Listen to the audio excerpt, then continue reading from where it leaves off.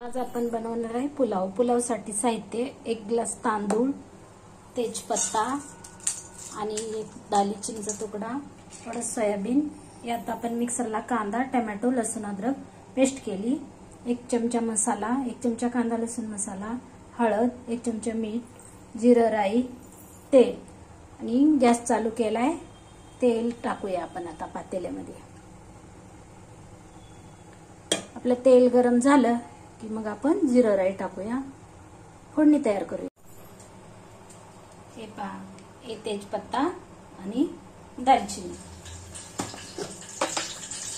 आणि जिरं, मोहरी 1 चमचा।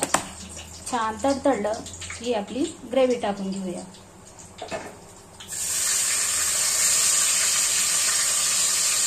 याला लालसर फ्राय होऊ देऊया।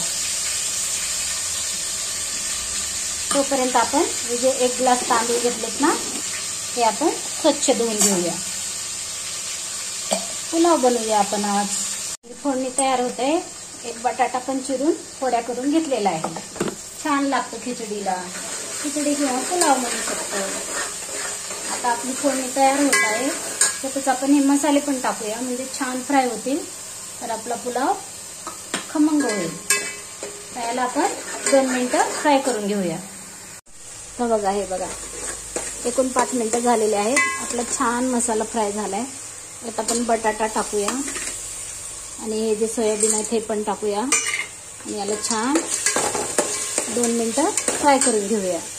आपण ना 1 ग्लास तांदूळ आहेत ना, तर आपण 3 ग्लास पाणी घेऊया खिचडी शिजण्यासाठी। भाताला 2 ग्लास घेऊ शकता, पण आपली खिचडी आहे ना, त्यात बटाटा आहे, सगळं सोयाबीन सगळं आहे ना, म्हणून आपण 3 ग्लास पाणी घेऊया। हे पहा, चला आपली आता इकडे फोडणी तयार झालेली आहे। याच्यात आपण आपले तांदूळ टाकून घेऊया।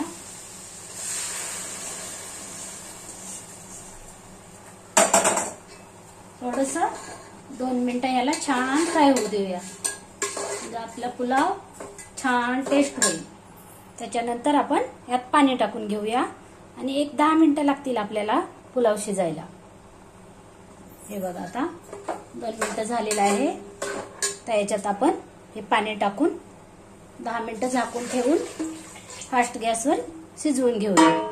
चला तर मग आपण 10 मिनिटांनी पाहूया। आता हलवून घेतलेलं आहे, झाकून ठेवते आता याच्यावर ताट। 10 मिनिटं झालेले आहेत। चला तर मग आपण उघडून पाहूया आपला पुलाव तयार आहे का। हे पहा, खूप छान झालेला आहे। दही बरोबर, अचार बरोबर छान लागतो। माझी पुलाव रेसिपी आवडली असेल तर व्हिडिओला लाईक करा, शेअर करा, सबस्क्राईब करा, मित्रमैत्रिणीला शेअर करा। हे बघा, बटाटा पण शिजलाय आपला। खूप छान झाली खिचडी। आता आपण गॅस बंद करूया, 2 मिनिटं झाकून ठेवूया। व्हिडिओ पाहिल्याबद्दल थँक्यू, धन्यवाद।